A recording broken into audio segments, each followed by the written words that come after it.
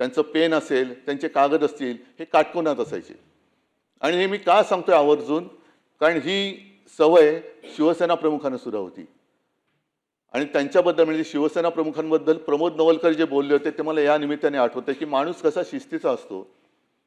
तर म्हणजे तुम्हाला असं वाटेल की विषय काय आणि बोलतायत काय, पण काटकोनामध्ये सगळ्या गोष्टी असणं, सगळ्या गोष्टी स्वच्छ पाहिजे. एखादी गोष्ट जरा तिरकी तारपी असली का ते व्यवस्थित लावली गेली पाहिजे. ही एकदा शिस्त लागली का मग कारभार सुद्धा त्या शिस्तीने केला जातो. आपण जर का सगळं काही पसरलेलं आहे, मग कुठला कागद कुठे गेलेला आहे, कशाचा कशाला पायपोस कोणामध्ये नाही, तर कामकाज सुद्धा तसं होऊ शकत नाही. आज आपण सगळेच जण एका अशा दुःखात आहोत की सगळ्यांनाच असं वाटतंय की आपल्या जवळचं कोणतरी गेलेलं आहे. ही भावना फार थोड्या व्यक्तींच्या बद्दल आपल्या सगळ्यांच्या मनात निर्माण होते.